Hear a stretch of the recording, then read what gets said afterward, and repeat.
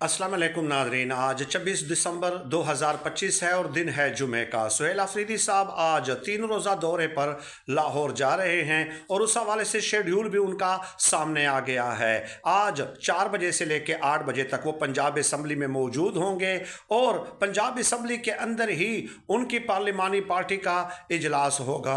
इसके अलावा 8 बजे उन्होंने पंजाब असम्बली के बाहर ही प्रेस कॉन्फ्रेंस करनी है। उसके बाद उन्होंने 9 बजे लिबर्टी मार्केट जाना है, उसके बाद एक और मार्केट जाना है और रात के 10 बजे के बाद हसन नियाजी के घर वो जाएंगे।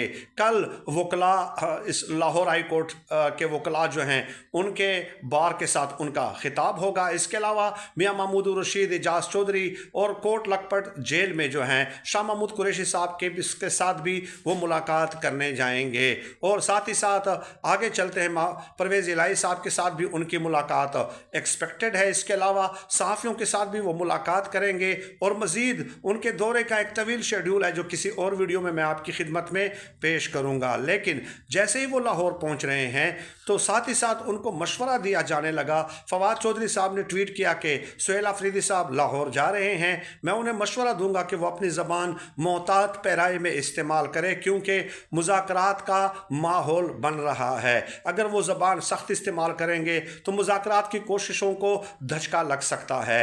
अब इन तमाम बातों के बीच जो है नुसरत जावेद साहब, उनके सियासी नज़रियात से तो वैसे मुझे बहुत ज़्यादा इख्तिलाफात रहे हैं, तो उन्होंने भी दरमियान में जो है वो छलांग लगा दी और कहा कि शहबाज शरीफ साहब ने काबीना के इजलास में जो मुज़ाकरात की पेशकश की है उसका मतलब ये है कि तमाम स्टेक होल्डर्स जो बड़े घर वाले हैं वो मुज़ाकरात पे राज़ी हैं, क्योंकि अगर वो रज़ामंदी ज़ाहिर न करते तो शहबाज शरीफ साहब कभी भी काबीना के इजलास में मुज़ाकरात की पेशकश ना करते। अब ये बात तो नुसरत जावेद साहब ने कर दी और फिर ये कहा कि अगर मुज़ाकरात तहरीक तहफ़्फ़ुज़ आईन पाकिस्तान के साथ शुरू हो जाते हैं तो नवाज शरीफ साहब जाती उम्रा में बुलाएंगे तहरीक तहफ़्फ़ुज़ आईन पाकिस्तान वालों को मुज़ाकरात के लिए।